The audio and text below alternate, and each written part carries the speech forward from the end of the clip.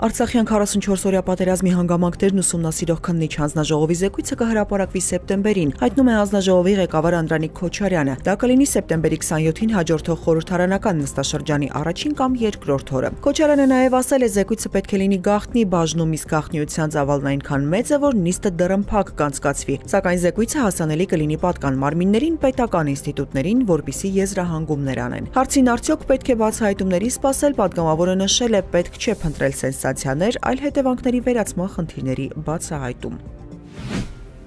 Զինված ուժերում նոր պաշտոններ կստեղծվեն, պաշտպանության փոխնախարար Արման Սարգսյանը խորհրդարանում հայտնել է, արհեստավարժ պայմանագրային զինվորական ծառայության ամբողջական կայացման նպատակով սահմանվում են բանակի, գլխավոր շտաբի սերժանտի, կորպուսի եւ շտաբի սերժանտների պաշտոններն ու դրանց վարձատրության գործակիցները։ Խորհրդարանական համապատասխան հանձնաժողովը դրական եզրակացություն է տվել նախաձեռնությանը։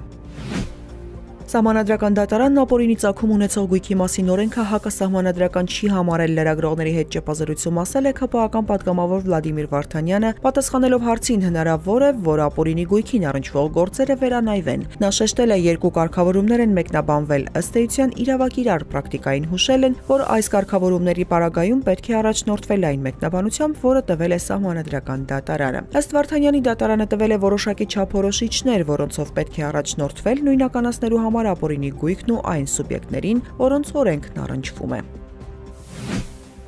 Համաշխարհային բանկը Հայաստանին $100 միլիոն կտրամադրի ուղղված զբոսաշրջության ոլորտին։ Ծրագրի նպատակն է բարելավել դիմակայուն ենթակառուցվածքների հասանելիությունը եւ բարձրացնել զբոսաշրջության դերը Հայաստանի տնտեսության մեջ։ Նշվում է, որ ծրագիրը կստեղծի աշխատատեղեր, կներգրավի մասնավոր ներդրումներ եւ օգուտներ կբերի առաջնահերթության կարգով ընտրված 7 համայնքների բնակիչներին ու այցելուներին։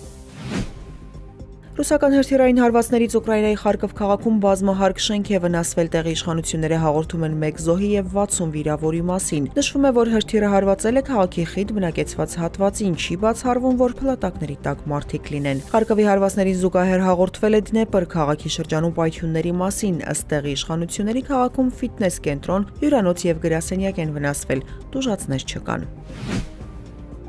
Վաշինգտոնը կհրաժարվի ռուս-ուկրաինական խաղաղ համաձայնագրի կնքման ջանքերից, եթե մոտ օրերս առաջընթաց չգրանցվի, հայտարարել է ԱՄՆ պետքարտուղար Մարկո Ռուբիոն։ Նա շեշտել է, ԱՄՆ չի պատրաստվում շաբաթներ եւ ամիսներ շարունակ ջանքեր գործադրել, պետք է շատ արագ որոշել։ Ընդգծելով, որ ԱՄՆ նախագահը շահագրգռված է գործարքով, Ռուբիոն միաժամանակ հայտարարել է, Վաշինգտոնը պատրաստ է առաջ շարժվել, եթե առաջընթացի անհապաղ նշաններ լինեն։ Թրամփը նախընտրական քարոզարշավի ժամանակ խոստացել էր ավարտել ուկրաինական պատերազմը իր պաշտոնավարման առաջին 24 ժամվա ընթացքում։ Պաշտոնը ստանձնելուց հետո նա նշել է, որ գործարքը կարող է կնքվել այս տարվա ապրիլին կամ մայիսին, քանի որ խոչընդոտները շատ են։